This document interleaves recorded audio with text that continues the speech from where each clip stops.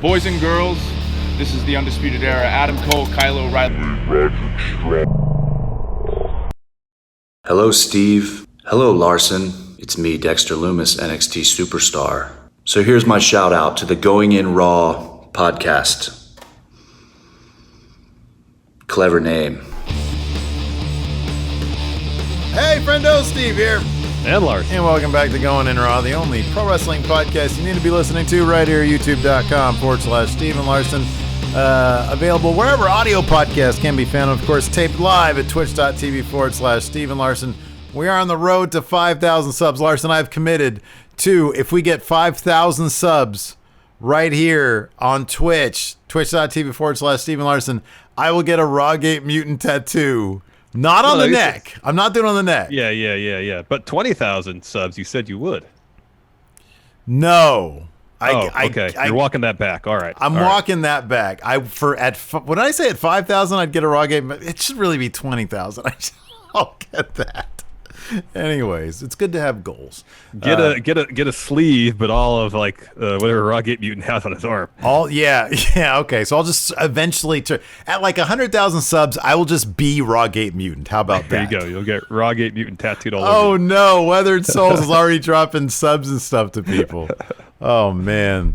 So anyways, we have a new North American and NXT champion. Well, we don't have a new North American champion. He already was North American champion. Well, somebody's got all the titles now, man. His name is Keith Lee. Bask in his glory. NX Lee, bask in his glory.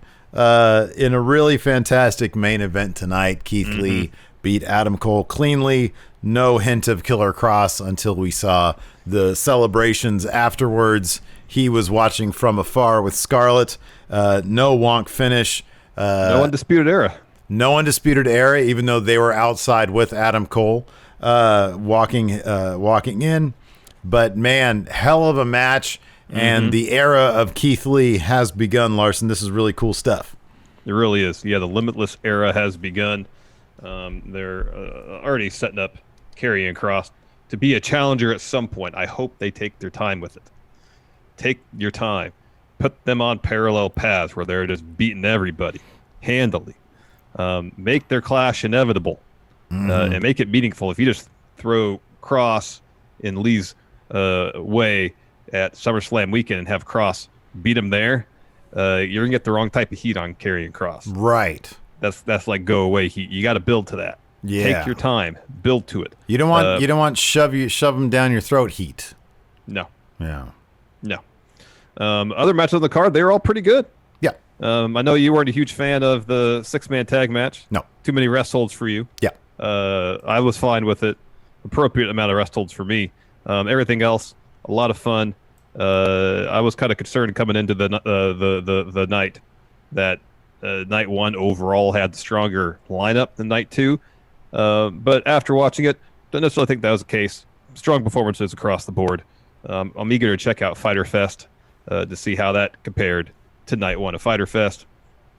But it's been a really great couple of Wednesdays for those of us who enjoy the pro wrestling. Yeah, I totally agree. Pretty cool. I thought that I agree with you. I thought that coming into tonight, the lineup didn't look quite as strong as what AEW was programming. That being said, I mean, it's obvious that they were given the directive to treat this as much as close to a takeover as they could, the participants involved. So we got some really, really, like, for my money, look, the main event was the best match of the night, but Gargano Swerve came pretty damn close. That was phenomenal. My only complaint about NXT tonight, I wish they would have given Lee and Cole the takeover main event length, like 35 to 40 minutes. Yeah, they gave it closer to 20, yeah. It was about 20 minutes. Yeah. That's kind of the one thing I was hoping for. Didn't get it. Nonetheless, it was a really good match. Happy for Keith Lee. Well deserved. It was one of those instances, of course, spoilers got out about what happened in advance. And, me generally not caring about spoilers. I was like, oh, what's this? Saw it. Oh, cool. That's exciting. I like Keith Lee. Happy for him. He wins the title. And then it happens tonight. I'm like, okay, cool. Taking notes. It's hard for me to feel like jubilant in the moment knowing that I already knew the finish of the match. Yeah, I don't disagree with that. I think that for me, it would have been an interesting if this was live or if I had not known the spoiler. Yeah, or if this was in front of a crowd. Oh, yeah, if it was in front of a crowd. They did all... This is the thing about NXT. I've said this before. This is nothing new, but with NXT, because of what we had before, it's still at Full Sail. They still have a crowd there that is, and a lot of negative space. That's not that different from the Full Sail crowd in the first place. So to me, NXT is the one brand that has changed the least of all the brands. It just doesn't look all that different. And the focus has always been on the wrestling, and with the cameras, with the cameras on the ground that they use, you're looking up at the wrestlers anyways, and you're gonna, even with Full Sail there, you're gonna see a lot of dark, shadowy spaces behind them. Well, that's when how Kyle it's always was there. Wasn't Kyle there? What's that? Kyle was at Full Sail tonight, wasn't he? Didn't they show him? Was he there? I thought someone in chat mentioned it. I went. Oh, off to I use didn't notice that. The restroom, and I thought people were saying no, that no, Kyle no, was no, there. no. Kyle O'Reilly was outside with the Undisputed Era. Yeah. Oh, that's what it was. I thought I was NXT super fan Kyle, but it was Kyle O'Reilly. All right. That would have been rad. That would have been Missed great. that. Yeah. I step out for a minute, come back, and I'm completely lost. Cactus Jack has a good point here. It says, knowing the finish, the main event, doesn't hinder the match for me. This is a match where you got to appreciate the journey, not the destination. That's usually my philosophy. Is I don't mind knowing the results, because for me it is about the journey. Yeah. And it's about the process, seeing how we get to the end point.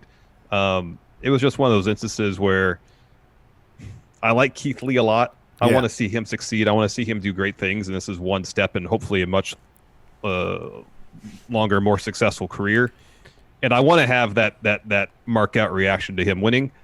But just kind of knowing about it in advance, having the match not in front of a full arena, kind of lessen the impact personally for me a little bit.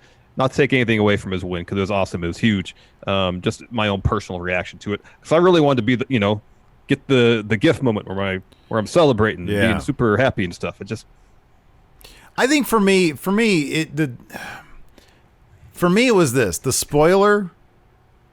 I think in a weird way. Well, I don't know. I think, dude, look, I would have had a much bigger mark out moment. I would have. I mean, when I get taken by surprise or something. But then all week I would have been dreading, and I think this probably would have played into it, and it enhances the experience.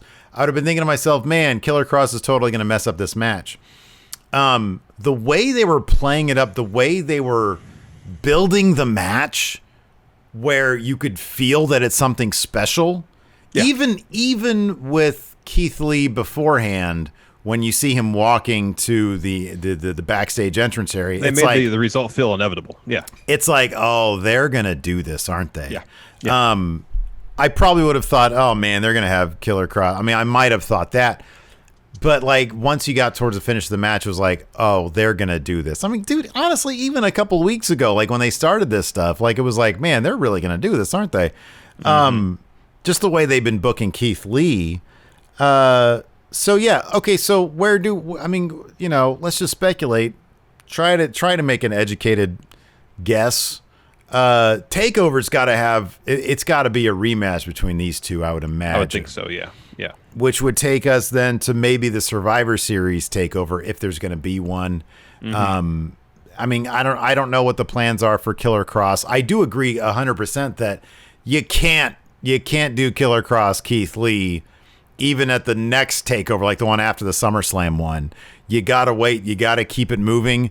And I don't know, dude. Like if it's me, I know that Killer Cross is supposed to be a big star and everything, but like Keith Lee is a big deal. Like it's got to be the kind of thing where if Keith Lee loses it to him, that can't be a long title reign. If Keith Lee's got to be your foundation guy who gets that title back after not that long. You know what I mean? Exactly. Like I just don't see that with Killer Cross. But Killer Cross seems like, or Karrion Kross seems like the type of guy who's going to be in NXT for a little bit and get put up to main.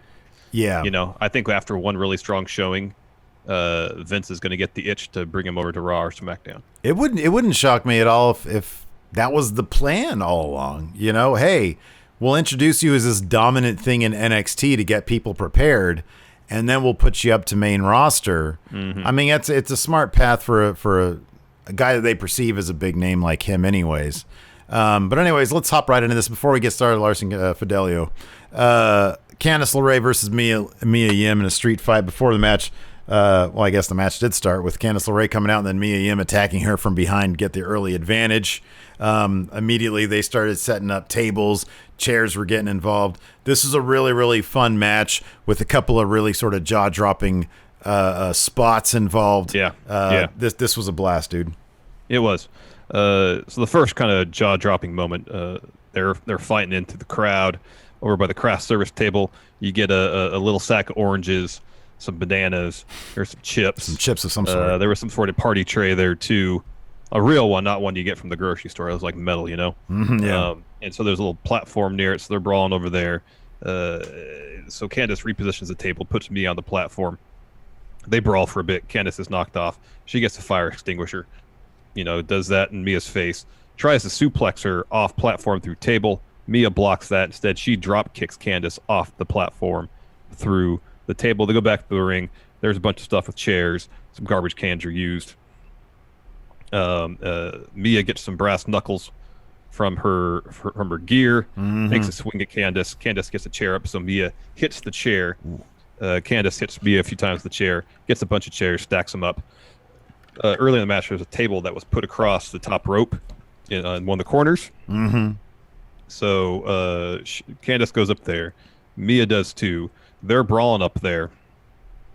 Candice pries the brass knuckles off of Mia's hand, clocks her with the brass knuckles, and then hits the swinging neck breaker off the table onto that giant pile of chairs to get the win. Yeah. It was really well. It was a strong finish. And it was pretty great because they did a picture-in-picture commercial break right after the match, and it was just Mia and Candice, and they're just selling. They're just there, laid out. Yeah, they were laid out for a while. Yeah, that was a really smart move. Come back from commercial. Johnny comes out, helps Candice out of the ring. So who noted this? Chi-Town noticed this here in our Twitch chat. NXT's Instagram posted a great picture of Adam Cole and Keith Lee shaking hands after the match. His question is, should it have been shown on TV to end the show? I don't know. Maybe that's a great moment. That's a really great moment. I don't know. Maybe does that potentially indicate that Adam Cole Bebe is on his way out? I don't know. There's also pictures of on Triple H's Twitter account of him. They literally like the biggest smiles on both their faces, looking like it's post match. Yeah, definitely. Oh, it's definitely post match. Him with this kind of picture, but without the pointing. He's just shaking the hand of Adam Cole, and they both look very happy. And then there's one of him with Adam Cole backstage, looking like it's post match, and it looks like Triple H is giving him a pep talk of some sort. Interesting. So I don't know. Maybe Undisputed Era is gonna. I mean, Dexter Lumis just beat Roderick Strong last week. There's not much more you can do with that. I don't know. Maybe they're gone. Maybe. We'll find out. Anyways, before we find out, Steve, before we continue our recap, here's a word from the sponsor of today's show, Harry. Steve, I know you love yourself a smooth shave, and I also know you like saving yourself $1 and a cent. But you know how much you could save in 1 year by switching to Harry's. How much, Larson? What if I told you it was enough to cover 6 months of Netflix, or enough to buy 3? Delicious deep dish Chicago pizza. I'm so hungry right now. Oh, I know. Me too. Harry's is delivering high quality razor blades as low as $2 each. That's a fraction of the price of the leading brand and saving you hundreds of dollars over time. I do know all that, Larson. I've been using Harry's for a while now to keep me looking my best. They always deliver great blades right to my door that keep this face of mine baby face smooth. And right now, friendos can get a Harry's trial set delivered to your doorstep by going to harrys.com/GIR. Harry's delivers you quality, durable blades at a fair price. I'm talking just $2 a blade. They do that by cutting out the middleman, manufacturing blades, and their German blade factory has been crafting precision blades for a century. And best of all, blade refills are delivered directly to your door on your schedule with or without a subscription. Harry's also has all your other grooming needs covered. Not only can you get blades, but they also offer hair care and shower products, all at harrys.com. And just like their blades, Harry's is committed to providing top-notch products at prices that won't break the bank. And right now, Going in Raw listeners can redeem their Harry's trial set at harrys.com/GIR. You'll get a weighted ergonomic handle for a firm grip, 5-blade razor with a lubricating strip and trimmer blade, rich lathering shave gel with aloe to keep your skin hydrated, and a travel blade cover to keep your razor dry and easy to grab on the go. So go to harrys.com/GIR to start shaving better today. After that, we had Bronson Reed versus Tony Nese, a much-needed win for Bronson Reed, but this was a really fun match, man. These guys both gave it a lot. Tony Nese is just a really, really great competitor. He's a really great performer in the ring. Bronson Reed picks up the win here with a huge splash. I kind of feel like they could have had this match next week because it wasn't like it was a huge build-up, and then just giving more time to no build, Cole, right? Yeah, no build to Cole and Keith Lee. Mm-hmm. Yeah, maybe. After that, we had a Mercedes Martinez video package. She would re-debut later on in the night. Afterwards, we had a really funny comedy bit with Robert Stone Brand. Of course, he had announced earlier that he was going to have a big announcement, and he was going to announce who his latest signee is for his upstart promotion. Or agency, I guess. Yeah. He's like, we're about to witness history. I think Sarah's interviewing. Wait, is it Sarah or? Yeah. No. Mercedes, right? Is it Mercedes? Who's the other blonde? There's Sarah, and who's the other? Mackenzie. Yes. Mackenzie Mitchell. Mackenzie Mitchell. Mercedes. Anyways, so they all walk up to Shotzi all awkwardly. She's sitting in her tank. Yeah. She's fine-tuning her tank. And he's like, here she is, Shotzi Blackheart. Are you ready to join? And he's like, Robert Stonebrand is on fire. And she's like, yeah, it's on fire. It's a dumpster fire. And she doesn't want to sign. He's like, are you crazy? So he tosses his coffee behind him and starts giving her some crap. And then everybody turns around. Everybody's like, oh, crap, you just messed up. And he turns around. Killian Dane has just had the coffee thrown on him. He tosses Stone into a road case. And then Shotzi runs over his leg with the tank. This was pretty funny stuff. It was pretty funny because through the picture-in-picture commercial break, we see them trying to pry Robert Stone's foot out from underneath the tank. Yeah, that was really good stuff. It was pretty good. I like that they're using Robert Stone brand to provide some much-needed comic relief on NXT. For the longest time, it was just like everybody is like super badass fighter character, and it was a pretty mirthless show. Yeah, it really wasn't fun. I mean, like it was fun to watch the matches and stuff, but in terms of the storylines, there wasn't a whole lot of fun stuff going on. It became like I love NXT. I just really like what it's been like the last couple months because there was a stretch there where it was like they were trying to have mini takeovers every episode, and it's like, hey, look, I appreciate a good match. I really do. I appreciate a good 20-minute banger. I really don't need that for every match with little to no story going on. Need variety. Yeah. Speaking of variety, after that we had Isaiah Swerve Scott versus Johnny Gargano. Swerve, man, talk about ready for main roster. This guy is so completely smooth in the ring. His in-ring character work, his out-of-the-ring character work, it's all ready to go. This match with Johnny Gargano was one of my favorites of tonight.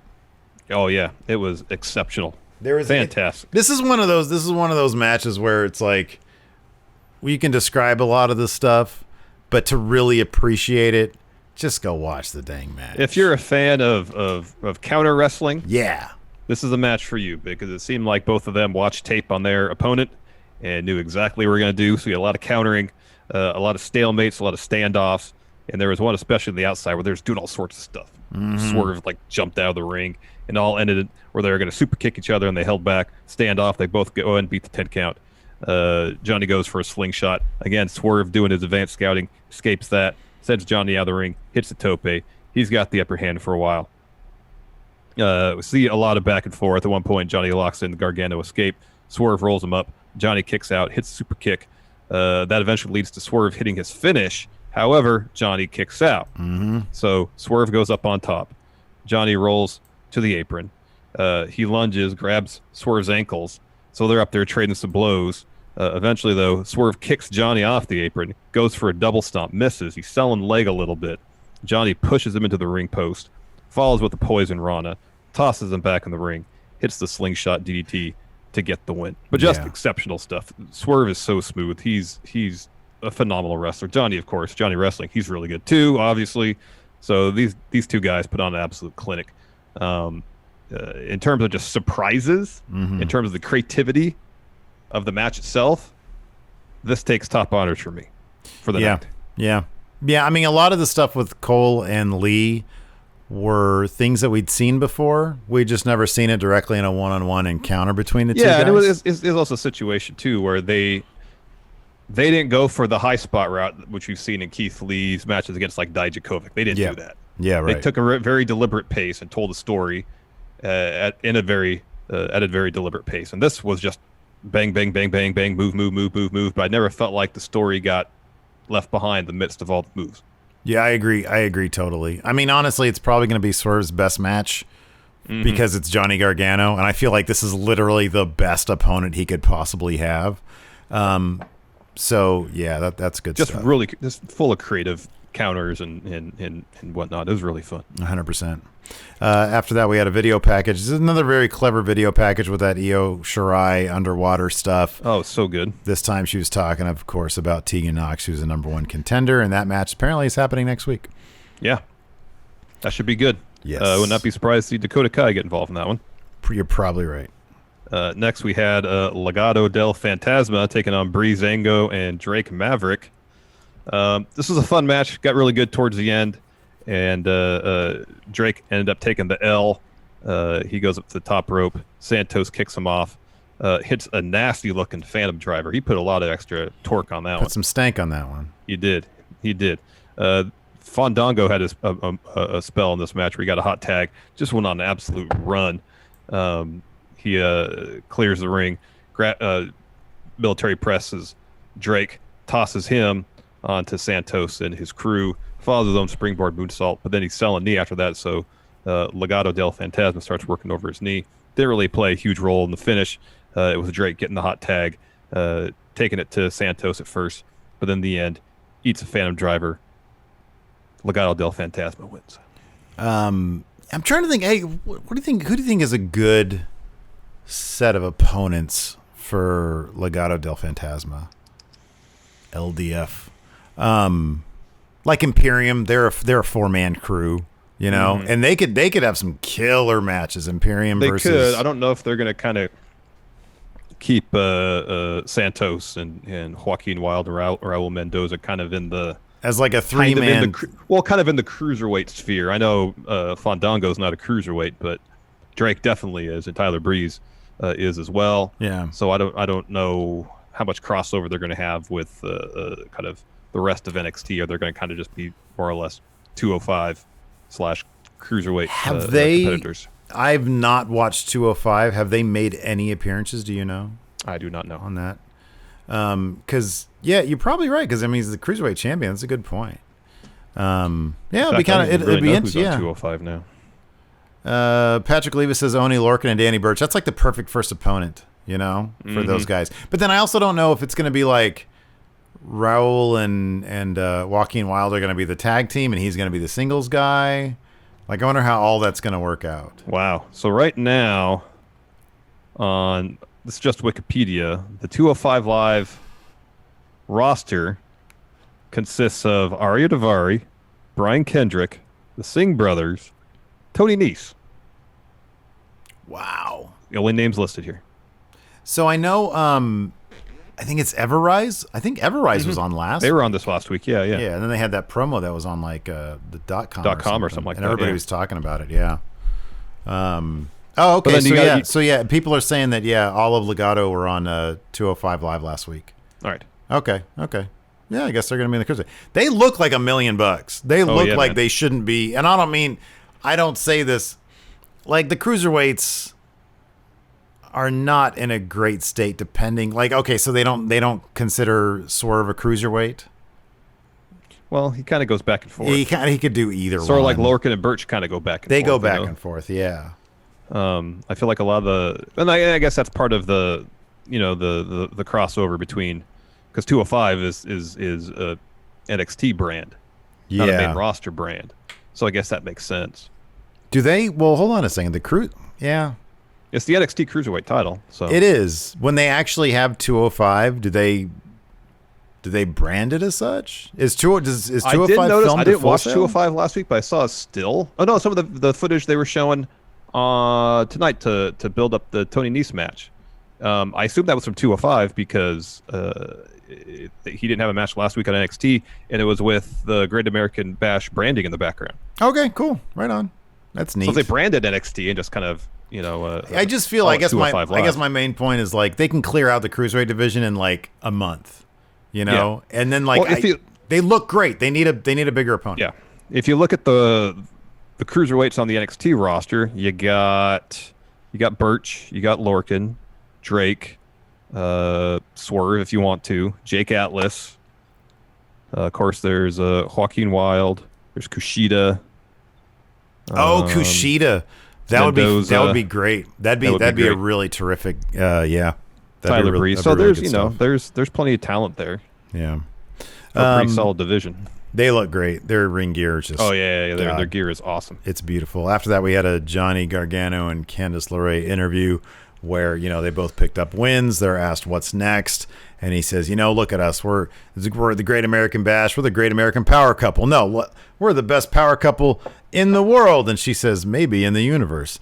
And he's like, but I just have to wonder what would have happened if Finn hadn't gotten in my way. I'd be double champ now.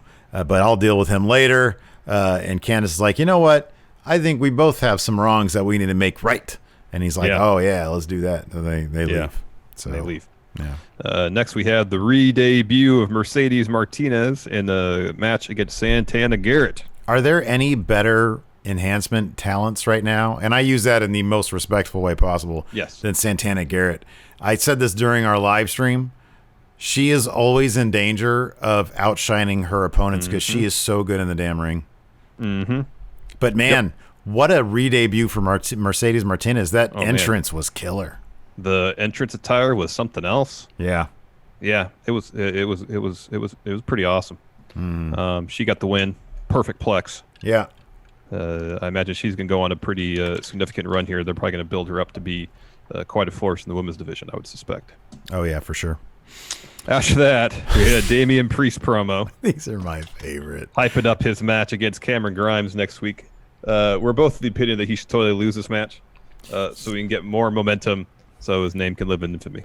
They have real, he lives in like this weird bizarro universe where he seems to think that you do better the worse your situation is. He's been chumped out every step of the way. Now he's totally going to win this match next week. I really don't want him to because I think it'd be hilarious. But I love Damian Priest. I think he's terrific. His promos. He's honestly the new Baron Corbin / Dominic Dijakovic, but and he's a good wrestler too. He's a good wrestler. He does some cool stuff. He is. He's very much the new Baron Corbin. He is. Baron Corbin in NXT Baron has grown a lot as a performer on the main roster. He has, and yet he hasn't. But at his core, he's still Baron Corbin. He's still Baron Corbin, yeah. And, if Damian Priest has the same career arc, it's not a bad thing. Baron Corbin's carved out a pretty decent career for himself. Anybody would be happy to be in Baron Corbin's position. But there's a lot of similarities there. There totally are, yeah. A lot. Yeah. After that, to hype up main event, we had a winner take all video package where Mick Foley, looking like an old timey prospector. Yeah, he did. Totally did. And Shawn Michaels also looking like old timey prospector. Yeah. With their full beards. Oh, just grizzly making beards. Their picks. Beautiful grizzly beards. I did not notice if people said Michaels People said he didn't. I didn't was notice that Undisputed Era hat. Right. I don't know what hat he was wearing, but apparently it was not the Undisputed Era. Well, he picked Keith Lee to win, so he could be wearing the Undisputed Era hat if that was his pick. I was wondering if he was wearing a Keith Lee hat. Yeah, I didn't notice. Yeah, I didn't notice. Anyways, that takes us to our main event. A really fun match. They took their time. They weren't focusing on spots so much. They were focusing on telling the story. And it started pretty early on where Keith Lee was using his strength advantage. At one point, he sends Cole from the ring, ringside. He charges towards Adam Cole, who's against a barricade. Cole sidesteps. That makes Lee go through the barricade, go through the plexiglass. That was rad. Cole follows with a bunch of shots around the ringside. I think he drove him the ring post, tossed him the ring steps. He maintains control for a while. He's in Keith Lee's face, talking trash. He's on the verge of taking down that knee pad, setting up for that last shot with the exposed knee. End of the match early. Lee grabs his wrist, starts to come back, eats a pump kick, shakes that off, hits power slam, gets a 2. And it was all about Keith Lee. It just seemed like that one initial shot through the barricade was enough to kind of stun him for a good portion of the match. Yeah. And then Cole was able to, do a series of offense from from time to time. Keith Lee would make a brief comeback, but especially towards the end, like Adam Cole was just like pretty much super kicking Keith Lee at will. Yeah. And Lee would just kick out of everything. Yeah. It was really great. They really gave Keith Lee the respect that they have been building him up with for all this time. Eating, like you said, multiple super kicks. He ate 2 last shots, I think. Was it 2? One. Was it just the one? No, he ate 2. Sorry, he kicked out of 1. Cole hit another one and was going for a Panama Sunrise. That's right, caught the him for the Spirit Bomb. Yeah, the second Spirit Bomb that Keith Lee hit on Adam Cole was oh my nasty. Gosh, yeah. And then there was the lariat he gave him, the clothesline he gave him, where Adam Cole did the whole flip thing, but he landed on his neck basically. Yeah, man. It just looked really, really rough. So much that Adam Cole made Keith Lee look like $1 million tonight. And it was the perfect crowning match. It really was. It was really good. So the finish of that. So as I said earlier, Cole's just hitting a bunch of super kicks. That gets him a 2 count. He drops the knee pad, hits another last shot. So the second of the match, goes up the second rope, going for Panama Sunrise, telling Lee to get up. He finally does. Cole jumps off the second rope. Lee catches him, hits a huge Spirit Bomb. Picks him up. Big Bang Catastrophe. Get the win. You get the streamers. You get the celebration. Indus share up there with their cell phones, taking pictures for their Instagram Live a week ago. And then, of course, you see Karrion Kross and Scarlett up there somewhere really high up where there's some kind of like the rafters. Maybe it's someone said in our YouTube chat, maybe it was like the control room or something. Well, I thought that maybe it's like the sound area because there was some like tech stuff next to him. Could be. So he was up there, and then like they laugh. She walks away, and then he sneers, which is sort of their gimmick at this point, to be honest. He straightens his jacket, yeah. He straightens his cheesy leather jacket. It's a leather blazer. From like 1999. Oh, you're not the leather blazer? I'm not. No, I'm not. No. No. Nothing screams bad guy more than leather blazer, though, does it? Nothing screams bad guy from like 1999 than a leather blazer. It's a throwback to the Y2K stuff, man. Doomsday stuff. Yeah, that way. Yeah. Well, that just passed with a fart, basically. Nothing really happened there. No, I'm aware. But no, he's a very imposing guy. He seems like a cool. I like Killer Cry. I think he seems like a good guy. But will that translate to? Do I find him, a believable, compelling in the ring? Yes. No, I understand exactly. That. Give it time. Anyways, we'll answer some questions. Well, before we do that, we have to check in with Robert Stonebrand. Because he's on Twitter right now. This is absolutely hilarious. There's an update. There is an update. He can't feel his legs. Oh, dear. Triple H must have found that tank bit hilarious. I think Triple H is honestly becoming a monster. Because he's going to turn into the new Vince, man. I think he's just going to morph into the Vince where he finds, like, he's going to have his own weird sense of humor. I thought the tank stuff was hilarious, but evidently that was funny too. Triple H did too. He retweeted NXT's tweet about the tank. He says, this is up there with some of the most devastating vehicular attacks in WWE history. And then he tweets this, thanks for stopping Robert Stone, Shotzi. Wow. He said thanks. You dropped a pun in there. That was the most dad thing I've ever seen. Robert Stonebrand retweeted that with the comment, I can't feel any part of my body right now, Hunter. Help. So yeah, all really good stuff there for Robert Stonebrand. Yeah, let's answer some questions. Gareth Nicholas asks, is Tony Nese's body guy gimmick holding him back? In all caps, Gareth says, boring. What does he need to do to push his ceiling? Boy, he really had a good thing going when 205 was a loaded roster. Unfortunately, that show has been basically decimated. Yeah. It's funny because the names you read, somebody here in chat was saying none of those guys, Kendrick, Davari, the Singh brothers, they haven't been seen in weeks. Yeah. It's all like the NXT Cruiserweight guys. Yeah. I don't know. I don't know what to do with Tony Nese. He just needs to be. I think he just needs to be a badass guy that likes to fight. I think because the body guy thing when he was counting his abs, that was funny. Yeah. Some of his crap talk he would do at top of the ramp when he was counting his abs, that was funny. Mm-hmm. But from the personality / promo aspect, that's never necessarily been his strong suit. Yeah. He's a fantastic in-ring performer. And I think in terms of character work in-ring, it's fine. But the promo aspect of it needs a little work, maybe. Or maybe just needs a character that channels more of who he actually is. I hate to say this, but the best story 205 might have ever had was Enzo. And the potential of all of his disciple guys turning on him. If they had followed through with that was a star-making turn for Drew Gulak right there. It totally was. And they were getting there with Tony Nese as well, I feel. And even Davari, they had such a good thing using Enzo for what if only they would have really run with that.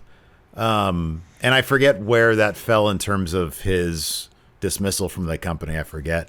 But I feel like they had that bit where everybody was attacking Drew. And it's man, they really could have gone somewhere with that, and they ended up not doing that. I even thought Tony Nese was all right when he turned face in the feud against Murphy when he won the title.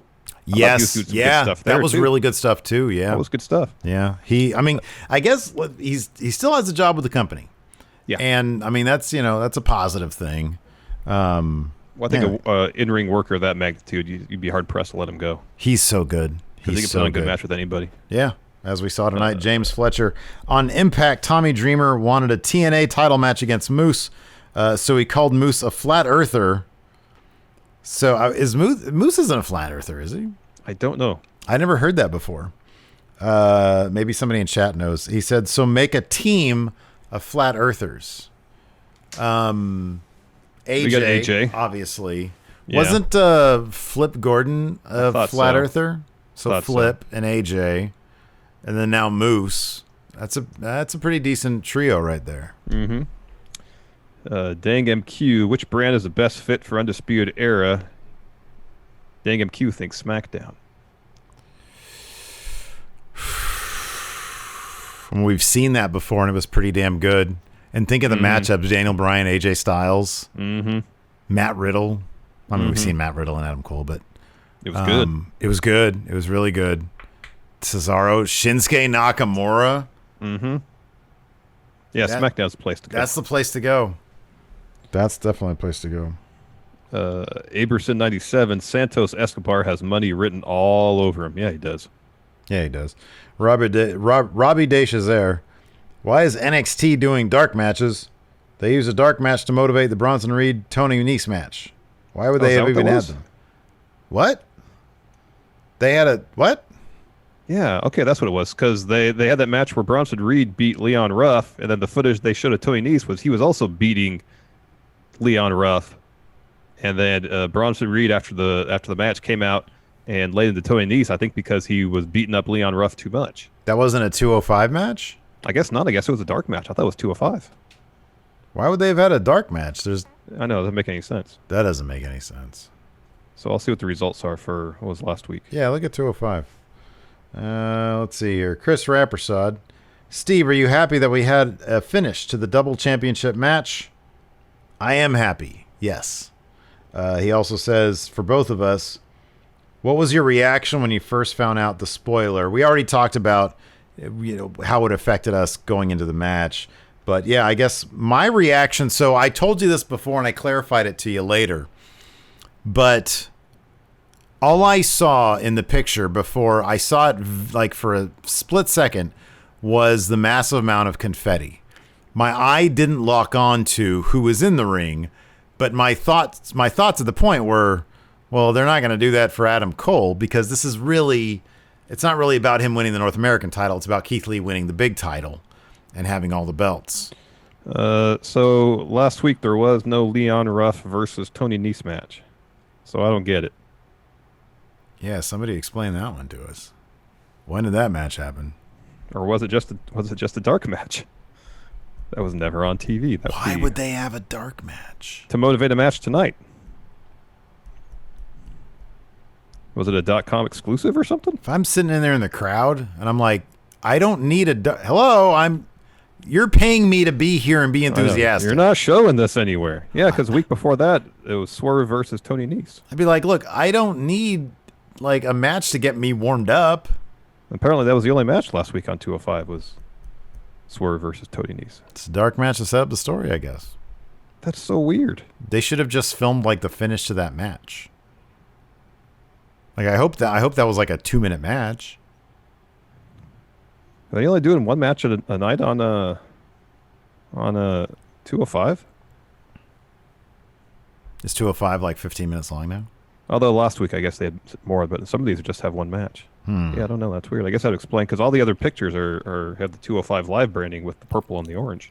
Yeah, that thing definitely had the. That's all very confusing. Anyways, Jonathan, I see people saying Undisputed Era to SmackDown, but think they should go to Raw and force everyone in the MVP stable to finally unify. Hey, that's not a terrible idea. That'd be a cool faction right there. A faction versus faction thing. That'd be pretty cool. Mm-hmm. Alex Foster with WWE buying Evolve.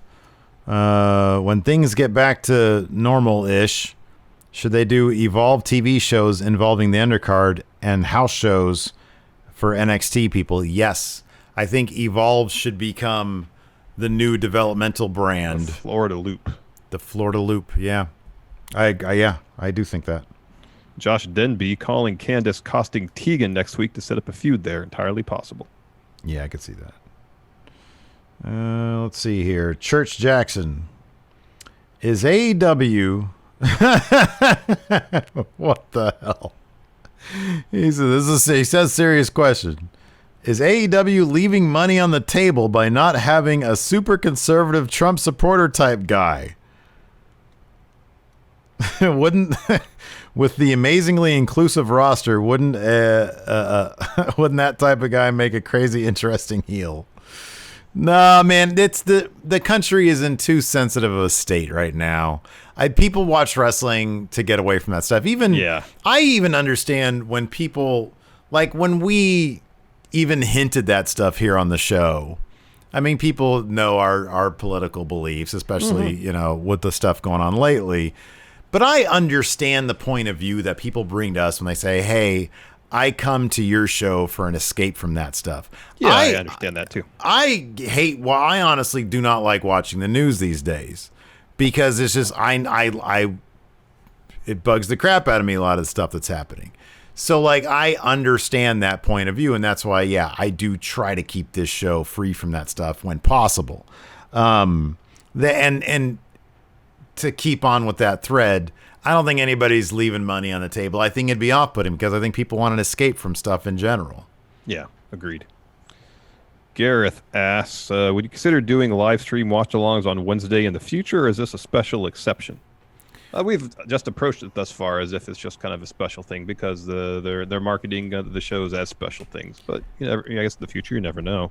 I'm open to doing it as part of our road to, what I say, 5,000 subs. Mm-hmm. I'm open to doing it. Sure. Ed Fries, it was the same place where he's talking about where Karrion Kross was. The same place Ciampa was watching matches from the early in his heel turn, wasn't it? Maybe. Interesting. Maybe. Interesting. Let's see here. Toby Whittle. Would you rather see Adam Cole on main roster without the Undisputed Era, or all of the Undisputed Era go to AEW? I'd rather say I never want them to break up. They so gotta be send them to AEW. Always. Oh no! Some names we didn't mention on SmackDown. New Day against Undisputed Era. Whoa! It's got to be SmackDown. Oh, it's got to be SmackDown, man. Come on. Omega Advent with half of the year over. Who would you say has had the best half of the year, and who's had the worst half? Only stipulation to the question is you cannot name someone who WWE released as having the worst half of the year. I wouldn't have said this half of the year is over. I'd say it's got go away heat at this point, Larson. Sorry. Anyways, what now? Who's had the best half of the year? Probably Oscar. It's two right? names. It's Oscar or Randy Orton. Oh, Randy Orton's had such a great year. And then the worst half of the year. Vince McMahon. Yeah. But like on screen, who's had the worst year? It's got to be somebody. Shayna, Yes. for Yes. sure. Yes, it is Shayna. Yeah. Heel long heavy Steve 2K Battlegrounds released a Creator Wrestler screenshot with somebody looking like a Fallout character. Oh, really? Was it on their Twitter? Where was that? I just looked at their Twitter. I didn't see anything like that. This is a good question. Fear and Loathing. Would you let Robert Stone represent Going in Raw? Yes. No. Dang MQ, have you guys seen Dan Matha's new look? It's on his Instagram. Have not. Oh, here it is. No, I haven't really. What is it? Thank you, Chaos Serenity, for the sub. Zondo, I find it funny that Vince criticized AEW for blood and guts and now are promoting a match where the goal is gouging out someone's eye. Oh man. Oh, oh that is hilarious. What's his gimmick? You have to go. Do you have your phone near you? Yeah, it's in my hand. Look up Dan Matha's thing. Just go to Instagram and look up Dan Matha. It's outrageous. Oh my goodness. That's pretty funny. Oh god, that's great. So for the people who don't see, he has a beard. He's got like hair, but he shaved the top of his head, so he looks like he's bald up there. It's really weird. He looks like a Fallout character that I would create. That's pretty funny. All right, where's the dang screenshot of the Fallout? Is he shaving his head, or has he lost his hair? Because in NXT he had it shaved. He had it shaved all the way off in NXT. You think that is his natural? Could be. Some people go bald early, man. That's pretty. I need to see the top of his head, otherwise, it looks like just from looking at him, cutting a promo here, it looks like it could be legit. Can somebody tweet at me this damn Battlegrounds create a character thing? Can't see shit, Captain. I got to go back to the thing here. All right. Stevie Bradley's doppelganger. Would Larae versus Kim, would Candice LeRae versus Mia Yim been even more intense with blood? Or is that just the association we're expecting from Larae due to the previous Crimson Mask? I don't expect that from her at all. Because I don't think that was intended that night either. I haven't seen that in NXT. I only have seen that on my now unwearable shirt. Can't wear that one anymore. Yeah, can't wear that one anymore. O-Dog, do you think WB goes to the double champ too often? No. I don't think they do it that often. No. When's the last time we saw Naito, right? That was it. Heel long heavy to give Raw a pro to get Undisputed Era. They could debut attacking Drew McIntyre again. That'd be good. Hey, I like that. That's good. That's pretty good. Like, oh, these guys again? O-Dog, who do you think takes each belt off Keith Lee now that he's champ? Does he have to defend them twice? Yeah, I don't know. We've gone over this before, the various scenarios. Mm-hmm. I like the idea of a tournament for the North American Championship. And I think you should defend both of them, man. That's what Seth Rollins did. I think that's the template they should follow. Nah. That's what I think.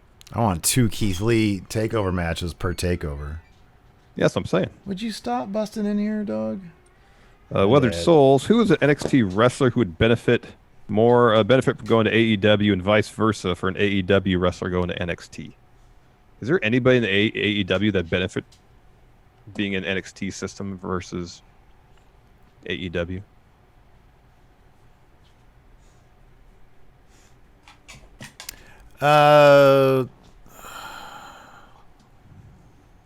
I would say anybody without. I'm trying to think. I'll throw this XLEX. I feel like if they debuted in NXT, because the tag division isn't nearly as loaded, Yeah. they would right to the top. That's a really good answer. Because I was thinking of people. You're right. Because that's NXT's weakness is their tag division. I'd do the Butcher and the Blade. Because for some reason they've been relegated to jobbers. NXT wrestler benefit going to AEW. I think Cameron Grimes could have been good in AEW. Yeah. Or Trevor Lee. He's such a character, you know? Yeah, he is. Fear and Loathing. Steve versus Larson. Hot dog eating contest. Who wins? We could both put away hot dogs. We both did. This was years ago, but in one night, we went to a ball game. $1 hot dog night. I think we each put away 6, which isn't a ton. Getting attacked by my idiot dog. I could see that. Who would win in a hot dog eating contest? I mean, look, I would like to say me, but I don't know. Sometimes the weird skinny guys, like they do that. They're able to put them away more, and then they have that weird little bubble belly thing going. What's the most hot dogs they ever had in one sitting? Probably that time. But Really? I don't know. Yeah. Okay. When I was a kid, I had like 8 or 9. Wow, that's impressive. I've never done that before. Really? We should do that sometime. Maybe for the 24-hour stream, we'll have a hot dog eating contest. It'll just be us trying not to fall asleep. After eating a bunch of hot dogs. Just start writing stuff down. I don't know what her deal is. She's like attacking me. Maybe she's hungry. Oh, you fed her. I fed Fear her. and Loathing. For all the crap we give Robert Stone brand, what in the heck is Chelsea Green doing? I think she's supposed to get called up to Maine. She's stuck in limbo with Dijakovic. Yeah. This is a good question. Jonathan, with all the new talent since the last one, which current roster talents would be a part of a team of Team MacGruber in a reboot? Say they had a situation where it was the volcano, right? And so they had to have a MacGruber-led episode of Raw. Yeah. What talents would you have joined forces with MacGruber? I've never seen that movie, but I get the feeling it's hilarious. It's probably really funny. I need to check that out. Mm-hmm. So boy, I don't know. Oof. Baron Corbin. Damian Priest. Yeah. And Cameron Grimes. Perfect. Tobias Dub, have you guys played The Last of Us 2 yet? No. No, it's too involved. Steve hasn't played Last of Us 1 yet. I haven't played that yet. Collected dust. Neither have I, though. Joe Juarez, are you guys doing a Dominion live stream? Probably not. When is that? This weekend. It's on the 13th. No. What day is the 13th? I might. Hey, you know Sunday what night. Oh, it's Sunday night. That's kind of. I'll watch it. I'll watch it the next day, probably. I might try to watch it when I go on my little mini vacation next week. That's next week, by the way. Okay, that's fine. Let's see here. Jorge D, what's better, Del Taco or Taco Bell? It's Del Taco. Del Taco easily. Shaq Easily. 462. Did you guys see Pillman's match in AEW? I have not seen it yet. Now, you always have to preface those questions with, did you guys watch AEW Dark? If so, did you watch XYZ? Because we can cut you off at, did you watch AEW Dark? Oh, man. It's not that I don't want to. It's that Tuesdays. Only so many hours in a day. Exactly. All right, White Brownie has a question. Join one, party with one, and disband one. Bullet Club, Undisputed Era, New World Order. Party with the NWO. Okay. Because Nash and Hall were all about the strip clubs. That would be a pretty gnarly party. Disband Bullet Club. They should have been disbanded when the Elite left. And then join Undisputed Era. Yeah. They seem like really nice guys. Like do. everybody would hate. They'd be like, who is this idiot with the Undisputed Era? This guy's his arm on everybody's shoulder. What's the deal with him? This guy's terrible. Yeah. Fear and Loathing, jalapeno poppers, yay or nay? Nay. Lacey loves them. Can't stand them. I just don't like cream cheese. Can't stand them. But jalapenos wrapped in bacon? Yeah, that sounds good. Anthony, How can NXT maximize and get the most out of Keith Lee's title run? He's having good stories. Good stories. Good feuds. Pick up some wins. Everybody, he's got a big target on his back, and everybody's coming after him. Here's the thing. They need to make his title reign feel satisfying and fulfilling for fans whenever he eventually loses it to Karrion Kross. Exactly. Because if that doesn't happen, then Kross is going to get a ton of heat for that. Yeah, I agree. Ryan K. Lamb, Steve's mini vacation. We getting country hiking Cal for a bit.